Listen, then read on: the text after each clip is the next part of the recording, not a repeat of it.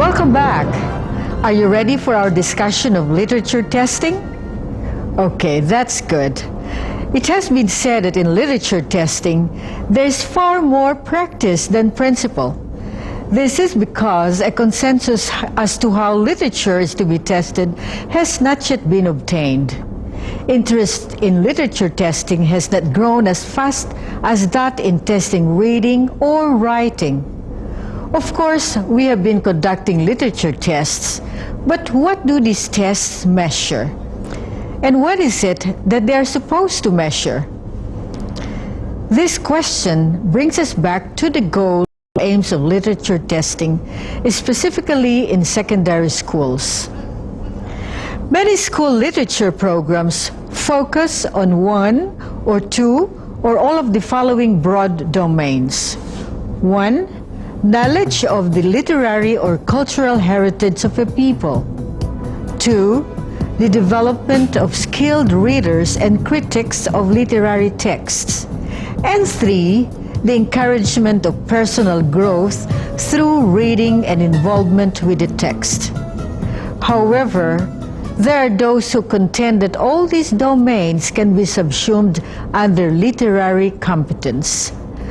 Let's look at this model of literary competence.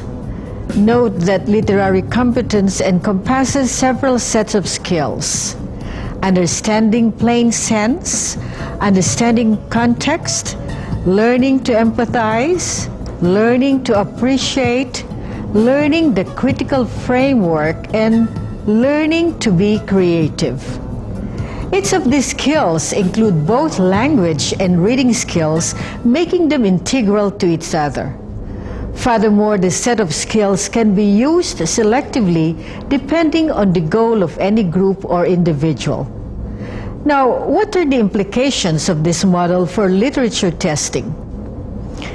Firstly, that the test maker should have a conscious awareness of the broad aims of the literature program. Second, the test maker must identify the target competence and the target role model. For example, if the target competence is learning to appreciate, then the target role model is an appreciative reader. And third, the test maker has to make a number of decisions relating to 1. The purpose of the test. Is the test going to be an achievement test, a diagnostic test, or a predictive test? 2. The approach to use. Will the test be discrete point, integrative, interactive? Third, the content of the test. Will the test be knowledge-oriented or skills-oriented? Fourth, the text or stimuli to use. Will extracts or full-length text be used? Will they be seen or unseen text? What genres will be represented? Fifth, the tasks to be engaged in. What tasks will the test takers engage in? Comparing, ranking, predicting, stage setting? And sixth, the test item types. Multiple choice, alternate response, essay, close. And seventh, the marking or scoring procedure. Objective, semi-objective, or subjective. Let us now go into a brief discussion of each decision, although not necessarily in the order they were presented. Let us go to the item types used in testing literature: knowledge and skills. The most common item types used in literature testing are the multiple choice type, short answer, matching, alternate response, and essay type. The not so common objective item types used in literature testing are double matching, the key list or master list, tabular or matrix, rank order, and many more. We will present examples of these item types in the TSMs. How about the text to be used as stimuli?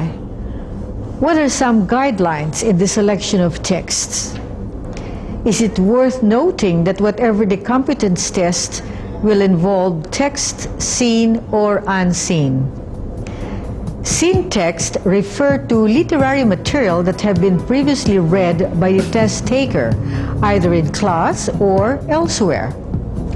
Unseen text, on the other hand, refer to literary material which the test takers will read for the first time during the test. Let us look at some examples of items based on seen and unseen text. Note that to be able to answer this item, the test taker must have had previous contact with the text. The operation.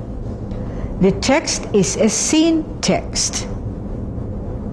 Now, here's an example of an unseen text and the items based on it.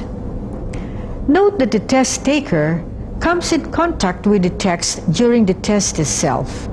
The items require him to apply his literary knowledge and skills.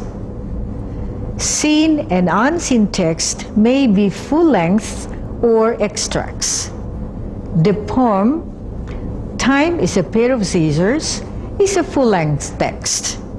If only several lines of this poem are used, then the stimulus text is only an extract or an excerpt. Note that the stimuli text can be extracts from poems, short stories, plays, or novels. Here are some guidelines to remember in selecting text. 1. The stimulus text should include examples of each genre: poetry, prose, drama. 2. The texts have to be representative of the chosen themes, topics, and issues.